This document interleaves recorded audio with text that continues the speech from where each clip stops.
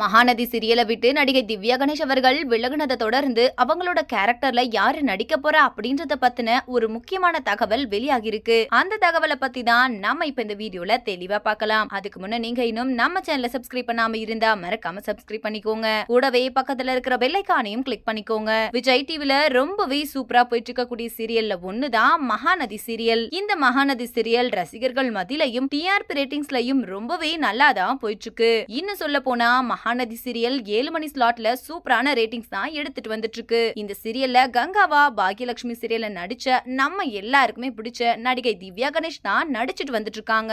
இவங்க பாக்யலட்சுமி சீரியலுக்கு அப்புறமா இந்த சீரியல்ல வேற லெவல்ல ஆக்ட் பண்ணிட்டு வராங்கன்னு தான் நம்ம சொல்லி ஆகணும். அது மட்டும் இல்லாம கங்கா குமரன் ஜோடிக்குனே தனி ரசிகர் பட்டாளம் இருக்குதுன்னு தான் சொல்லணும். இவங்க ரெண்டு பேருடைய போர்ஷன்ஸ் எல்லாமே ரொம்பவே நல்லா இருக்கும். ஆனா யாருமே எதிர்பார்க்காத நிலையில திடீர்னு நடிகை திவ்யா கணேஷ் அவர்கள் கங்கா கேரக்டரை விட்டு விலகிட்டாங்கன்னு ஒரு அதிர்ச்சியான செய்தி தொடர்ந்து சோசியல் மீடியால வந்துட்டு இருக்கு. இந்த சீரியல் வெற்றிகரமா போயிட்டு இருக்குன்னா அதுக்கு திவ்யா கணேஷும் ஒரு முக்கியமான காரணம்னு தான் சொல்லணும். இந்த நிலையில இப்போ மகாநதி சீரியல்ல புது கங்காவா சிங்கப்பெண்ணே கார்த்திகை தீபம் போன்ற சீரியல்ல நடிச்ச நடிகை தாரணி அவர்கள் தான் நடிக்க போறதா ஒரு செய்தி வைரலா பரவிட்டு இருக்கு. இந்த கங்கா கேரக்டர்ல நடிகை தாரணி தான் நடிக்க அதிகமான வாய்ப்பு இருக்கு அப்படின்ற மாதிரி சொல்லிட்டு வராங்க.